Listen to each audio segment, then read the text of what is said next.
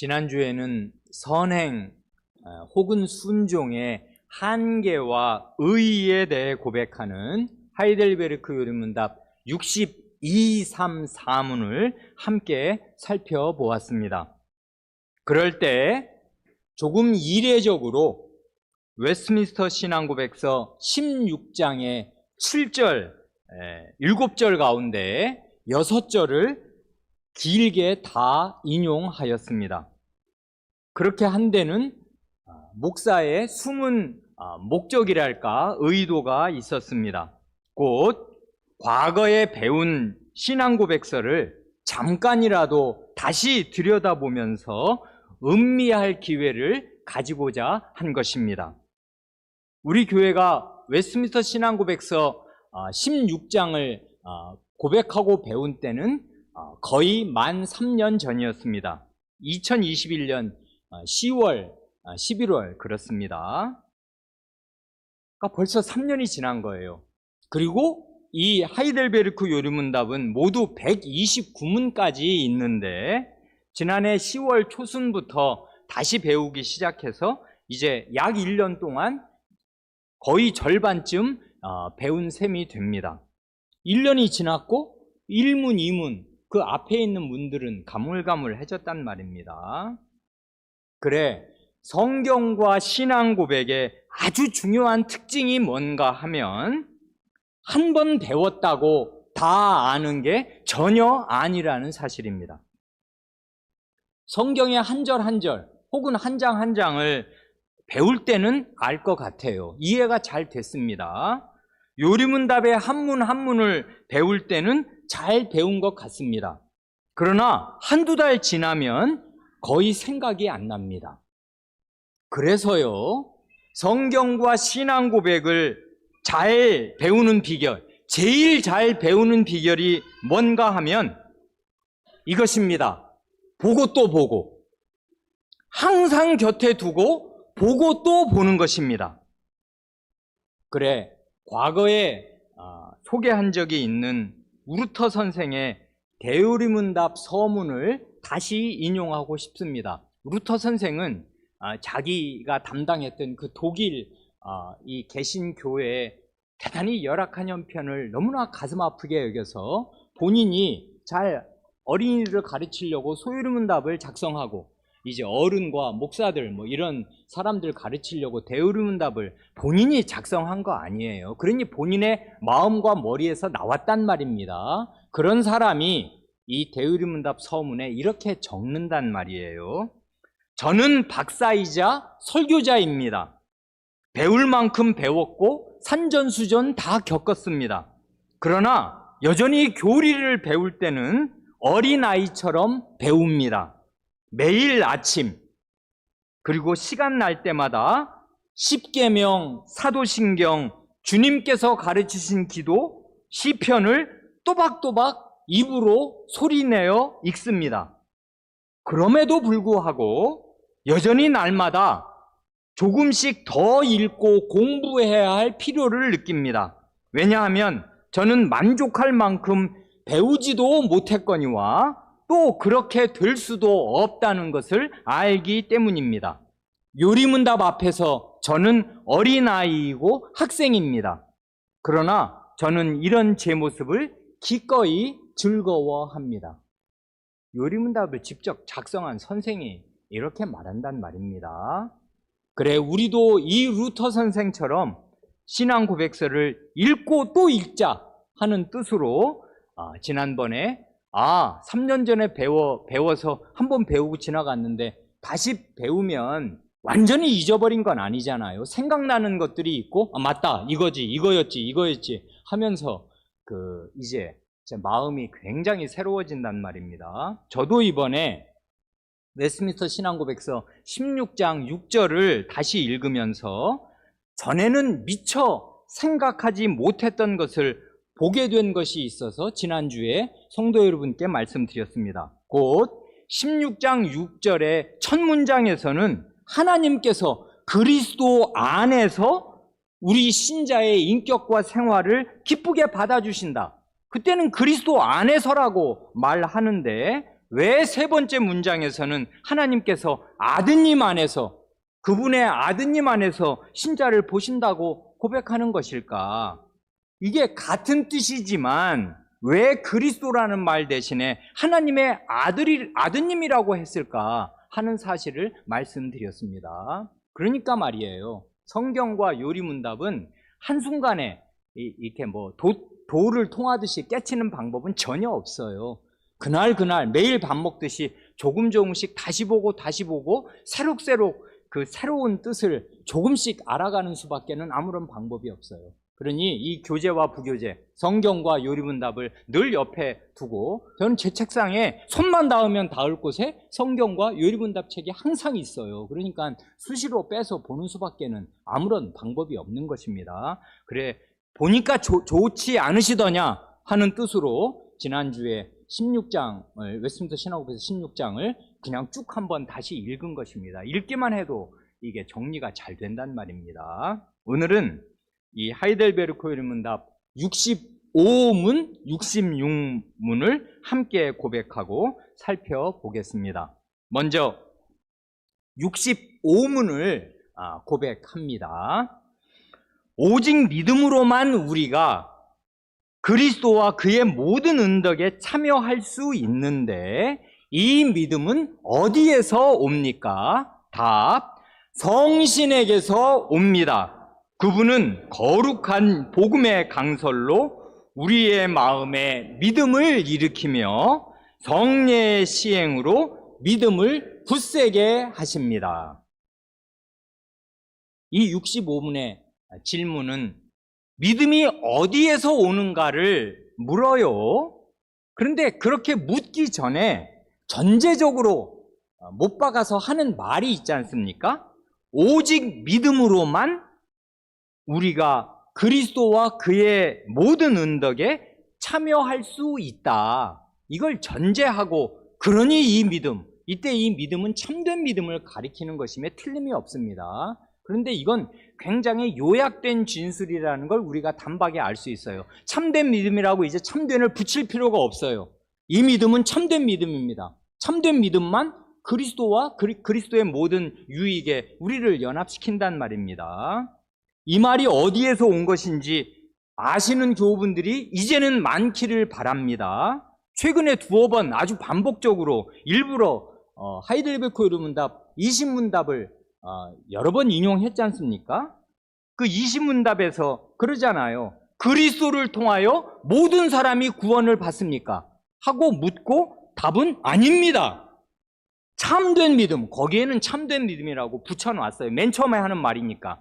참된 믿음으로 그리스도에게 연합되어, 이 말은 참된 믿음으로 그리스도에게 접붙여져서 그의 모든 은덕을 받아들이는 사람들만 구원을 얻습니다. 하고 이제 20문에서 그 밝혀놓은 그 말을 여기에 지금 그대로 갖다 쓰는, 요약적으로 갖다 쓰는 거지 않습니까? 그리스도에게 접붙여졌다 이런 말 이제 안 하고 그냥 그리스도와 그의 모든 은덕, 이런 식으로 딱 요약을 한단 말입니다. 그러니까 앞에 것을 충분히 알고 있다는 전제하에 참된 믿음을 믿음으로, 오직 믿음으로 줄이고, 그리고 이제 그리스도와 그리스도의 모든 은덕, 이런 식으로 이제 요약을 한단 말입니다. 그러니까 참된 믿음이 있어야 그리스도와 한 몸을 이루어서 그의 모든 은덕, 그분의 모든 유익에 참여할 수가 있는데, 이 믿음은 어디에서 오냐? 그렇게 물어요. 답은 한마디죠. 저는 이게 너무나 매력 있는데, 뭐예요? 성신에게서 온다. 그거지 않습니까? 이 믿음이 성신에게서 온다는 이 말은 아주 간단명료하면서도 의미심장합니다. 그래, 이걸 두 가지로 나누어서 간단히 설명드리고 싶습니다. 첫째로, 믿음이 성신에게서 온다는 말은, 성신은 당연히 하나님이시니까요. 믿음은 하나님께로부터 온다는 말이겠습니다. 그렇기에 믿음은 거룩하고 신성한 것이에요. 믿음은 내 안에 있는 것입니다. 나는 죄로 오염되었어요. 그럼에도 불구하고 내 안에 있는 믿음은 거룩하고 신성한 것이에요. 왜냐하면 기원이 하늘에 있어요. 하나님에게로부터 왔단 말입니다, 이 믿음이. 그래, 유다서 보신 지 얼마나 되셨어요? 저 구약성경 맨 요한계시록 앞에 유다서라고 있잖아요. 한 장짜리 아주 짧은 성경. 유다서 20절을 보면 이렇게 굉장히 중요한 말을 합니다. 사랑하는 자들아, 너희는 너희의 지극히 거룩한 믿음 위에 자신을 세우며 성신으로 기도하라 하고 말을 해요. 여기 보면 믿음을 가리켜 너희의 지극히 거룩한 믿음이라고 해요. 그러니까 우리 마음 안에 담고 있는 이 믿음은 지극히 거룩한 믿음입니다. 왜냐하면 이건 하나님 자신이 내려주신 믿음이기에 지극히 거룩한 믿음이란 말입니다. 그래, 믿음은 성신 하나님께서 주셔야 받을 수 있는 것이에요.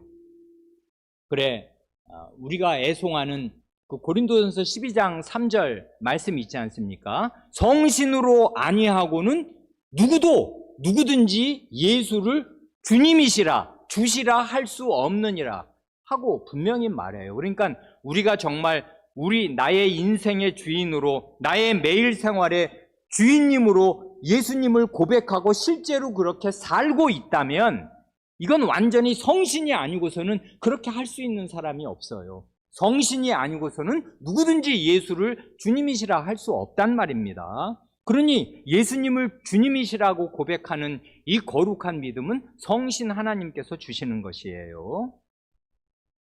그런데요, 이제 둘째로 믿음이 성신에게서 온다 하는 이 말의 중요성을 제대로 이해하기 위해서 말을 이렇게 일부러 바꾸어 보면 어떨까요? 예를 들면 믿음이 하나님에게서 온다 하면 어때요? 이게 맞는 말이에요? 틀린 말이에요? 당연히 맞는 말이죠. 왜 그러냐 하면 이건 예수님도 이렇게 말씀하셨거든요. 믿음은 성부 하나님께로부터 오는 거예요.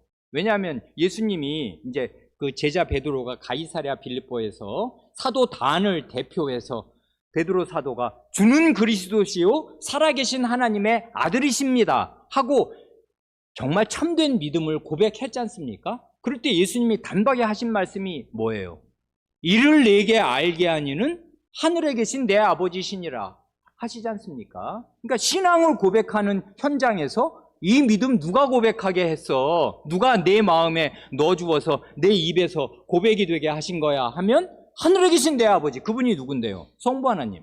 성부 하나님께서 베드로 안에 믿음을 불러일으켜 주셔서 이런 고백을 하게 하셨다고 예수님이 말씀하셨으니 믿음은 하나님께로부터, 성부 하나님께로부터 오는 거 아니에요? 근데 왜 성신에게서 온다고 말하냐는 말입니다. 또 말을 바꾸어도 되잖아요. 예를 들면 믿음이 그러니까 그 다음 말 하기 전에 믿음이 성부 하나님께로부터 온다면 그 반대에 불행한 경우도 성립하는 것이에요. 뭐냐 하면 예수님은 자기 자신이 신적인 권세, 곧 하나님의 아드님의 권세로 이 세계에서 가장 잘 가르치시고 그리고 이 가르침이 참임을 신적인 권세로 충분히 입증할 표적을 무수히 행한다고 해서 그걸 본 모든 사람이 참된 믿음을 가질 것이라고 전혀 생각하지 않으셨습니다. 그래, 요한복음 6장 64절 우리가 성찬 때마다 아주 공들여 살펴본 그 말씀에서 주님이 그 말씀을 발췌하여 읽으면 이렇습니다. 요한복음 6장 64절 이하를 보면 너희 중에 믿지 아니하는 자들이 있느니라 하시고 65절 넘어가면 그러므로 전에 너희에게 말하기를 내 아버지 성부 하나님께서 오게 하여 주지 아니하시면 누구든지 내게 올 수 없다 하였노라 하고 잘라 말씀하셔요. 이건 온 무리가 자기를 버리고 등을 돌리고 떠날 줄을 내다보시면서 이 말씀을 하시면서 모든 무리가 다 떠나가거든요. 이 말씀을 하시니까. 그러니까 이 말씀은 믿음이 없는 겉으로만 현세적인 이익을 따라 예수님을 따라온 사람들을 돌려 세우는 말씀이었단 말입니다. 나를 지금 믿겠다고 따라오지만 내 아버지가 보내주지 않으시면 내게로 올 수 없는 거다. 너희 중에는 믿지 아니하는 자들이 있다 하고 예수님이 딱 말씀하실 때 그 믿음은 어디서 온 거예요? 성부 하나님에게서 온 거죠. 안 그래요? 틀림이 없단 말이에요. 그러니까 믿음이 안 와도 성부 하나님께서 예수님에게로 보내주지 않으셨기 때문이고, 믿음이 있다면 그 성부 하나님께서 이 일을 알게 하신 거란 말입니다. 그러니까 믿음은 하나님에게서 온다 해야 돼요. 또 바꾸어서 믿음이 예수 그리스도에게서 온다 하면 어때요? 맞아요? 틀려요? 맞고 말고요. 예수님이야말로 히브리서 12장 2절이 심주어 고백하는 대로 믿음의 주요, 믿음의 창시자요, 믿음의 선구자요, 믿음을 온전케 하시는 분 아닙니까? 그러니 예수님은 그야말로 우리에게 믿음이 있다면 이것은 예수님을 믿는 믿음이요, 예수님을 핵심으로 하는 믿음이요, 예수님께서 불러일으켜 주신 믿음이에요. 그러면 왜 말입니다. 답을 왜 이렇게 쓰는 거예요? 여러분들로 믿음이 어디에서 옵니까? 그러면 뭐라고 써야 돼요? 하나님에게서 옵니다. 예수 그리스도에게서 옵니다. 해야 될 텐데 왜 우리의 신앙의 선조들은 성신에게서 옵니다 하고 고백을 하냔 말입니다. 이건 하나님의 구원 역사를 거시적으로 종합적으로 바라보면서 하는 정말 감격스러운 말 아닙니까? 곧 성부 하나님께서 죄인을 구원하시려고 친아드님을 그리스도 구원자로 이 땅에 보내시고, 예수 그리스도께서 십자가와 부활로 그 구원의 속죄의 대업을 완수하시고 하늘로 승천하신 뒤에 이 거대한 구원의 사실, 복음의 영원한 사실을 받아들이고 믿게 하시려고 성신 하나님을 내려보내 주신 거 아니에요. 그러니까 말입니다. 성경이나 신앙 고백에서 성신이 나오면 그 성신은 하나님의 신이시요 예수 그리스도의 신이시기에 성삼위일체가 그 자리에 다 나타나시는 것과 완전히 같은 것이에요. 그래서 믿음이 성신에게서 옵니다 하면 삼위일체 하나님에게서 옵니다 하는 말과 완전히 똑같은 말이 된단 말입니다. 지금은 성신의 시대예요. 이 시대의 위대함을 성도 여러분은 감지하십니까? 마음에 감격스러우십니까? 이걸 모르면 시대착오라고요, 그 사람은. 왜냐하면 구약시대의 가장 위대한 성도라도 믿음은 성신 하나님에게서 옵니다 라고 고백할 수 없었어요. 심지어 오직 의인은 믿음으로 말미암아 살리라, 이 하박국 예언자가 하나님께로부터 배운 이 귀한 말씀을 로마서 1장에 갖다 쓰면서 그게 얼마나 중요한 종교교육의 표가 되었습니까? 오직 오직 의인은 믿음으로 말미암아 산다, 그렇게 배워서 성경으로 기록했던 하박국 예언자 자신이 이 믿음은 성신에게서 옵니다 하고 고백할 수 없었어요. 그때는 성신이 그렇게 강력하게 온 백성 가운데 임하신 때가 아니거든요. 심지어 예수님께서 땅에 계시던 때에는 12사도라도 믿음이 성신에게서 옵니다 하고 고백할 수 없었습니다. 안 그래요? 성신을 받아야 성신에게서 온다고 알 거 아니에요.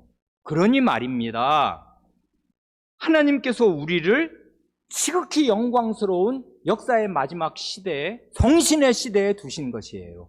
그래, 믿음이 성신에게서 온다는 말은 성부 하나님, 성자 예수님에게서는 안 온다 그 말이 아니고, 성부와 성자를 다 포함하시는 성부의 신이시요 성자의 신이신 성신에게서 온다 하니, 성삼위 하나님께서 우리 믿음의 주인이 되시고 성삼위 하나님께서 이토록 애쓰시고 협력하셔서 우리의 믿음을 위해 애쓰신다, 그 마지막 결정이 성신 하나님께서 오셔서 너희의 믿음을 불러일으켜 주시는 것 아니냐 하고 말씀하시는 거예요. 그러니까 이건 구원 역사적인 고백이란 말입니다. 이런 구원 역사를 통통하게 이해하고 고백하지 않으면 이 성신에게서 온다는 말을 할 수가 없어요. 그러니까 너무나 간단한데 이분들은 굉장히 감격스러운 것 같아요. 영어로 믿음이 어디에서 옵니까? 물을 때 답은 뭐냐면 From the Holy Spirit, 성신에게서, 성신으로부터 하고 답을 시작한단 말입니다. 이럴 때 이 사람들의 마음에, 우리 선조들의 마음에 감격이 없어요? 없으면 그 사람은 청맹관이 같은 시대를 전혀 모르는, 구약시대에 사는 건지 청동기 시대에 사는 건지 구석기 시대에 사는 건지 알지 못하는 사람이란 말입니다. 이 시대는 성신의 시대예요. 위대한 시대입니다. 자, 그런데 말입니다. 이런 성신의 위대한 시대에 나타나는 아주 큰 폐단이 있어요. 중세시대나 종교개혁시대에도 이른바 신령주의자들, 곧 성신주의자들이 있었습니다.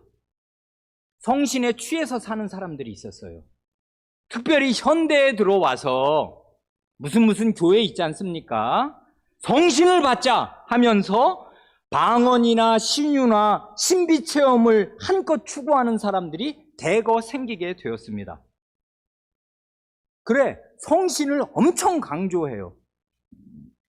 그런 사람들은 균형이 아주 심각하게 무너진 것인데, 어떻게 무너졌는가 하면 성신을 강조하면서 성신께서 무엇을 쓰셔서 일하시는가를 계속 무시하고 경시하고 있어요.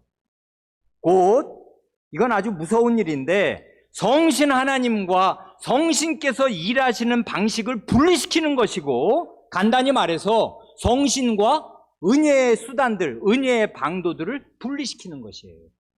이런 신령주의자들이 2000년 교회사 내내 있었습니다. 근데 현대에는 훨씬 더 심하고, 그런 사람들이 온 교회를 잠식해버린 셈이 됐어요. 그런데 말입니다. 우리 믿음의 선조들은 16세기에 거의 500년 전에 이 65문의 답에서 너무나 놀라운 단순성으로 성신의 주권을 아주 확실하게 천명하잖아요. From the Holy Spirit. 믿음은 어디에서 옵니까? 성신에게서 온다 하고 성신의 주권을 딱 천명하는 동시에 바로 이어지는 말이 뭐예요? 성신께서 어떤 방식으로 믿음을 일으키시며 어떤 방식으로 믿음을 굳세게 하는가를 아주 균형 있게 고백합니다. 이 균형, 성신의 주권, 그러면 성신을 온전히 의지해야 돼. 근데 성신을 의지하려면 어떻게 해야 되는 거야? 하고 성신의 일하시는 방식을 성신과 묶어놓았단 말입니다. 성신께서 일하시는 방식이 뭐예요? 답을 보면 금세 알지 않습니까? 복음 강설과 성례란 말입니다. 그분은 거룩한 복음의 강설로 우리 마음에 믿음을 일으키며 성례의 시행으로 믿음을 굳세게 하십니다. 하지 않습니까? 그러니까 이걸 달리 표현하면 우리의 요리문답은 성신과 말씀을 하나로 붙여놓고 있고 성신과 성례를 하나로 묶어놓고 있어요. 이걸 분리시키지 않는단 말입니다. 그러니 하나님이 짝지어 놓으신 것을 사람이 나눌 수 없는 것은 혼인만이 아니에요. 성신과 말씀이 하나요. 성신과 성례가 하나인데 현대의 많은 신자들은 성신을 엄청 강조하면서 강설과 성례를 충분히 중시하지 않습니다. 이러면 결과적으로 성신을 무시하는 결과에 이르게 돼요. 자기들은 신령주의자, 성신을 받자 하면서 성신을 엄청 강조하는데 실제로 성신이 어떻게 일하시는가를 전혀 도외시하고 있단 말입니다. 그러니 우리는 이 사실을 명심해야 하는데 복음 강설과 성례가 성신 하나님께서 쓰시는 은혜의 방도, 은혜의 수단이라는 사실이에요. 그러니까 성신과 은혜의 수단을 분리시키면 아무것도 안 되는 것이에요. 그러면 이제 그 중세 이래의 그 무지몽매한 폐단이 교회 안에 가득하게 나타나는 것입니다. 그런데요, 이걸 잘 의식하셨나 모르겠어요. 우리의 요리문답은 왜 성신께서 성경 말씀으로 우리 마음에 믿음을 일으키신다고 고백하지 않고 복음 강설로 by the preaching of the gospel, preaching, 복음 설교로 믿음을 일으킨다고 고백할까요? 강설과 설교를 이분들은 강조하는 것이에요. 아니, 이게 성경적이에요? 성신과 말씀이라며 그러면 성신이 성경을 쓰셔야 될 거 아닙니까? 근데 여기는 왜 성경은 어디 갔어? 어디 가고서 왜 성신이 거룩한이라는 말은 원문에 없습니다. 왜 들어갔는지 저는 몰라요. 성신께서 복음의 강설로 preaching of the gospel로 가스플의 프리칭으로 이 복음을 가르쳐 설명해. 이 복음 강설, 복음의 설교로 우리 마음에 믿음을 일으킨다. 왜 이렇게 말하냐는 말입니다. 이게 성경적이에요? 아니 설교를 그렇게 높여놓으면 어떻게 해? 성경 말씀을 높여야지, 안 그래요? 성경적이고 말고요. 그래 오늘 우리가 본문으로 읽었지 않습니까? 로마서 10장 17절. 믿음은 어디에서 나요? 믿음은 들음에서 나요. 읽음에서 난다고 말하지 않고 믿음은 들음에서 나요. 들어야 돼. 뭘 들어야 돼? 그리스도의 말씀을 들어야 돼요. 그러니까 믿음은 청력이 엄청 중요한 거예요. 그리스도의 말씀을 들어야 믿음이 생겨요. 이게 성경 말씀의 원리란 말입니다. 믿음은 들음에서 난다. 뭘 듣냐? 그리스도의 말씀을 들어야 된다 하고 말해요. 그런데요, 요건 예전에 한번 자세히 말씀드린 적이 있고 그 구조를 따라 설명드린 일이 있어서 그냥 척척 지나가면서 말씀드려도 족할 줄 압니다. 거꾸로 보는 게 어떻게 보면 요 바울사도의 연결고리, 순환 고리를, 꼬리를 무는 고리를 잘 이해하기 좋아요. 15절, 14절 뒤부터 앞으로 이렇게 땡겨가면서 거꾸로 읽겠습니다. 믿음은 들음에서 나요. 그리고 듣는다는 건 그리스도의 말씀을 들어야 해요. 이건 틀림없습니다. 그런데 그리스도의 말씀을 들으려면 어떻게 해야 돼요? 그게 가장 중요한데 그리스도의 말씀을 들으려면 이렇게 해야 돼요. 첫 번째 고리가 끊어지면 첫 단추 잘못 끼면 어떻게 되는 건지 아시죠? 다시 껴야 돼요. 첫 단추가 뭐냐면 보내심이에요. 보내심.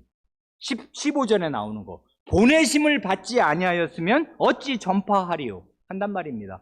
그리스도께서 그리스도의 말씀을 말할 사람, 그리스도의 말씀을 설교할 사람, 그리스도의 말씀을 강설할 사람, 긴 얘기 빼고 전도할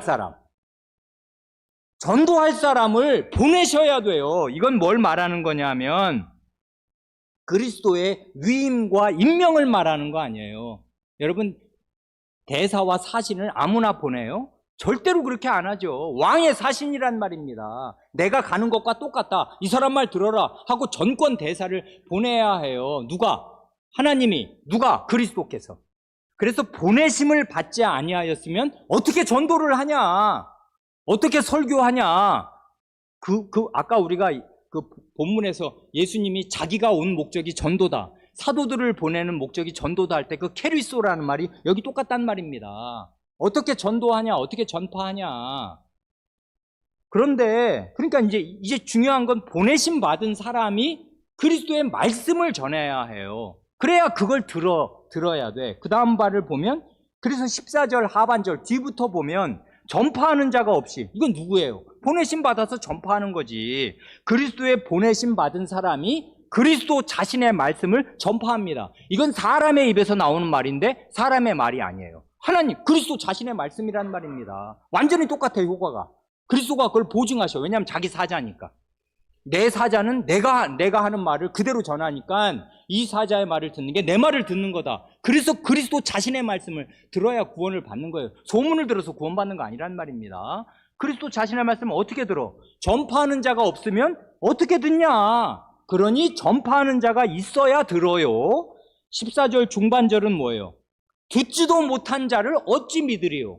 당연하죠. 못 들었어. 그럼 못 믿는 거지. 믿음은 들음에서 난다며. 들어야 믿는데, 아니 전파하는 자가 없이 어떻게 들어? 못 들었으니 어떻게 믿어? 그러고 나면 14절 상반절로 가면 믿지 아니하는 자를 어찌 부르리요? 아니 하나님을 믿지도 않는데 하나님의 이름을 어떻게 부르냐 한단 말입니다. 믿어야 주님의 이름을 부르면서 예배와 찬송과 기도를 드릴 거 아닙니까?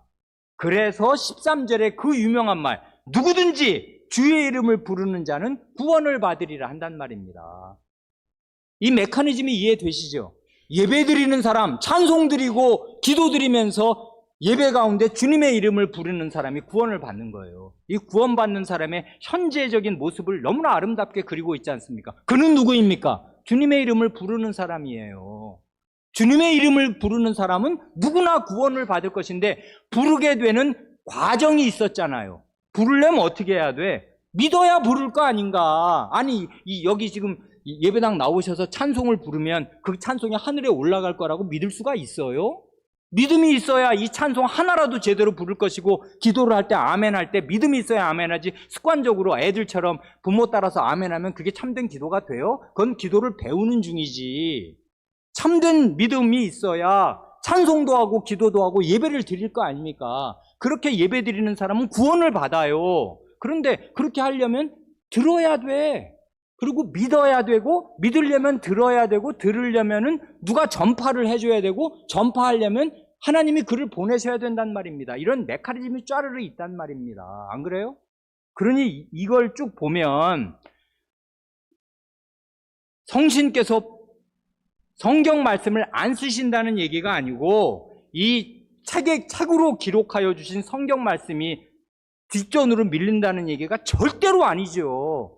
그러나 이 책이 있으면 구원을 받습니까? 받는 사람도 있어요. 아주 특이하게 성신께서 굉장히 특이하게 역사하셔서 정말 성경책을 읽다가 갑자기 마음에 이 구절에 콱 마음이 이렇게 찔려서 자기 죄를 고백하고 믿음을 고백하는 사람도 없지 않습니다. 그런 사람은 굉장히 드물어요. 그러니까 성신께서는 말씀을 쓰시는데 성경책으로 된 글자도 쓰십니다. 틀림이 없어요. 그리고 복음 강설은 다 성경 말씀을 풀어서 가르치는 강설이지 자기의 말이 아니니까 결국은 성경 말씀인데, 이 책을 주어져서 우리를 구원으로 인도하시냐 하면, 믿음이 들음에서 나냐 하면 대개의 경우는 읽어서 나는 게 아니고 들어서 믿음이 생기는 거예요. 들어야 돼, 복음 강설을. 그래서 여기 보면 믿음은 어디에서 오냐? 성신에게서 오는데, 성신이 뭘 쓰시냐? 설교를 쓰시는 거예요.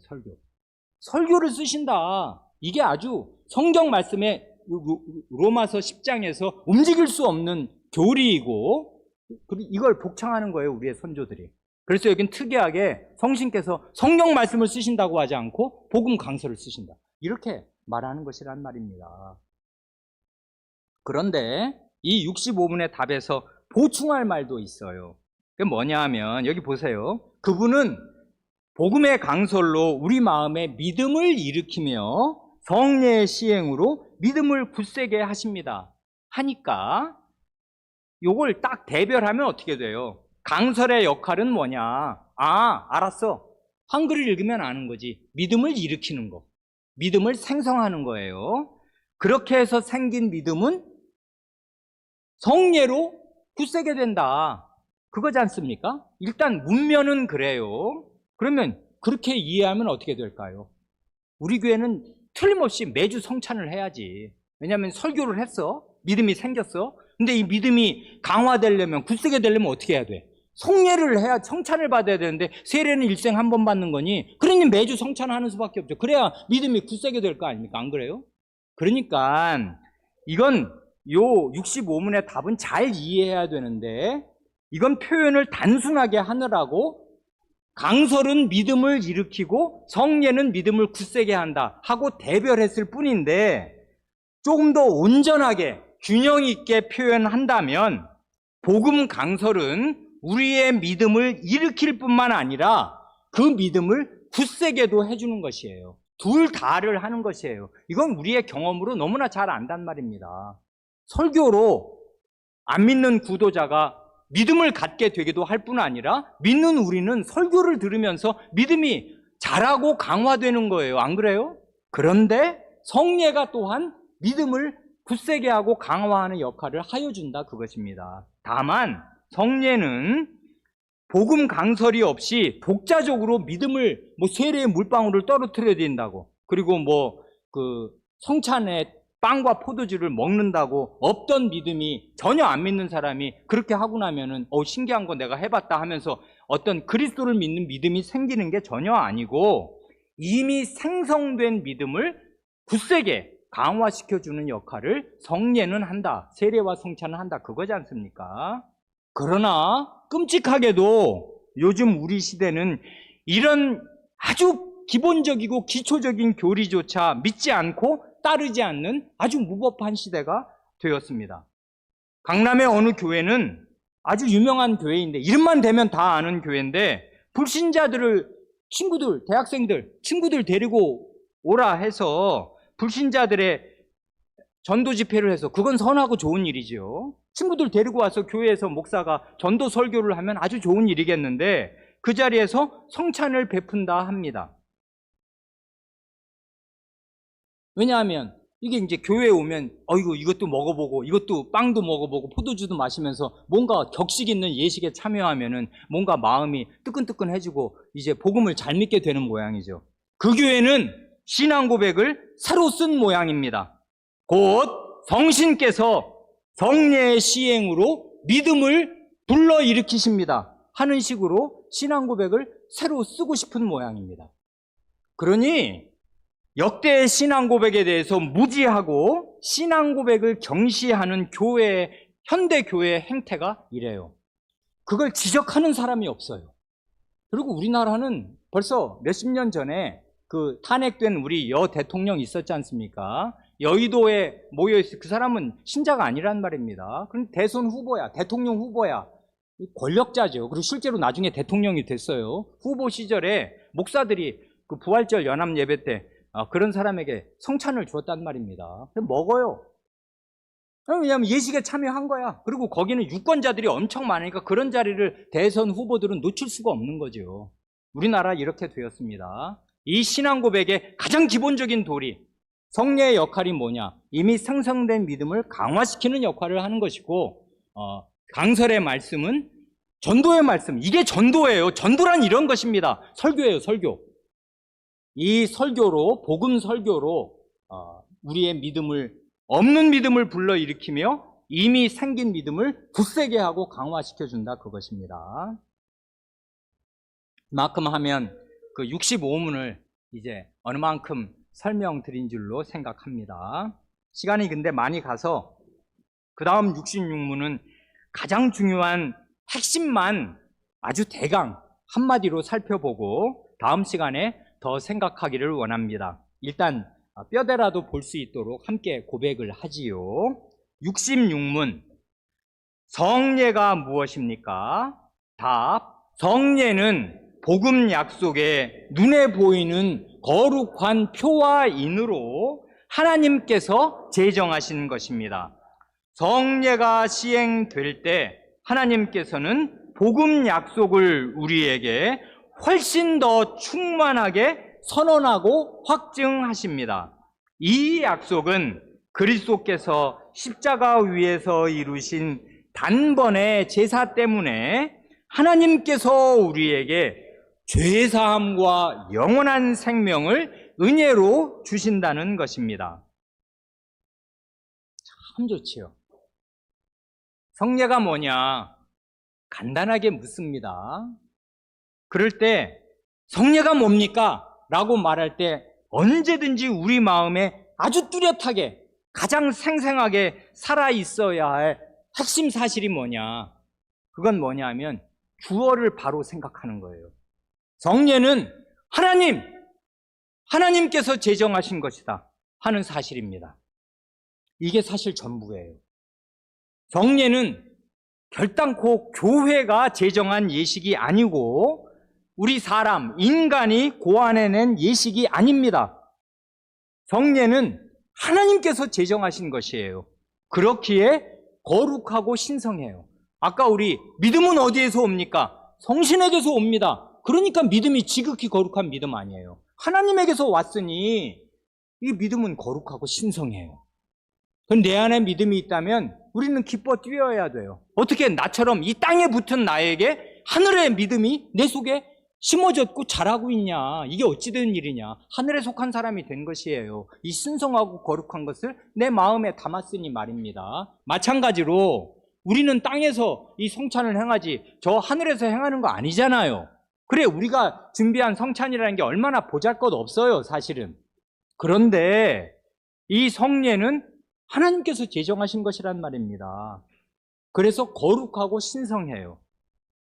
그리고 그 다음 말은 더 우리의 마음에 아주 그 큰 확신을 주어서 이걸 놓치면 성례에서 아무것도 얻지 못할 것입니다. 뭐냐 하면 여기 다다음 주에 우리가 성찬을 받을 텐데 너무나 좋아요. 성례가 시행될 때, 이걸 이제 성찬으로 바꿔도 그만이잖아요. 세례와 성찬이 시행될 때 하나님께서 뭐 하시고 계시나? 하나님께서는 복음 약속을 우리에게 훨씬 더 충만하게 선언하고 확증하십니다 하고 고백해요.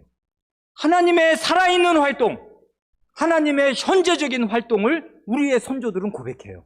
하나님은 성찬상에서 일하십니다. 유아세례를 베풀 때 하나님은 그 유아세례장에서 일하셔요. 어떻게 일하셔요?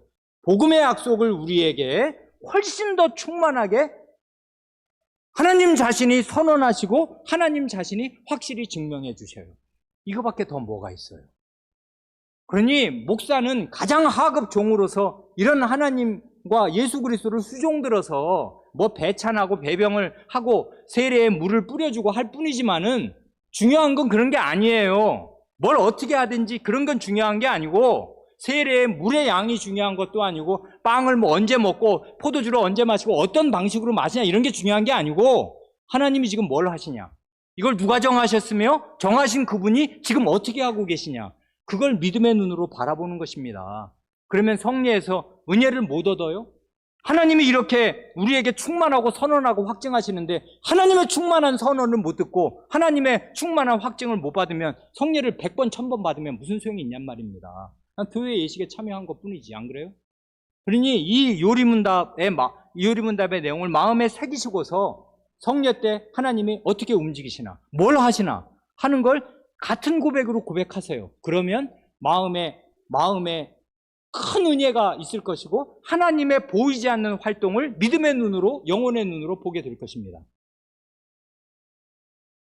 그래, 2주 뒤에 성찬을 받을 텐데 성찬상에서 우리 교회의 성찬회원 모두가 하나님께서 친히 훨씬 더 충만하게 선언하시고 확증하시는 복음의 약속을 다 들으시고 받으시기 바랍니다. 아멘. 기도하시겠습니다.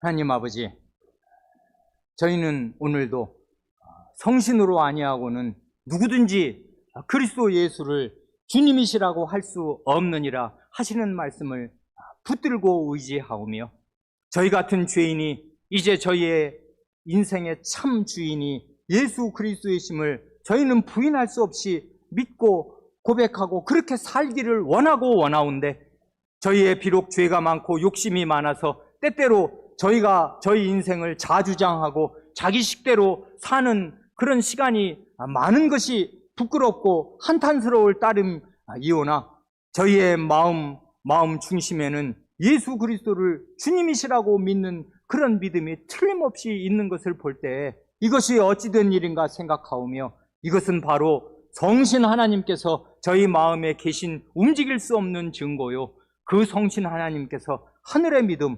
하나님께서 불러일으키시고 예수 그리스도께서 불러일으키시며 성신께서 집행하시는 그 지극히 거룩한 믿음을 저희 마음속에 주신 결과인 줄로 믿습니다.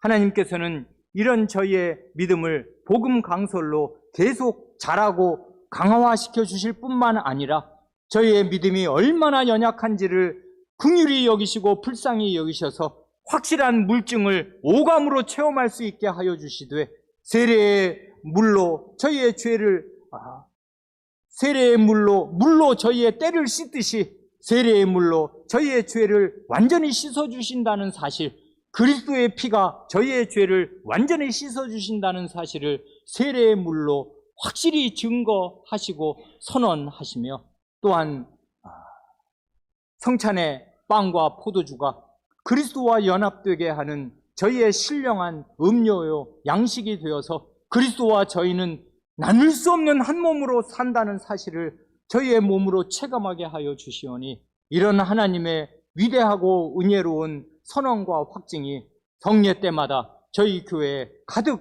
베풀어지게 하시옵소서.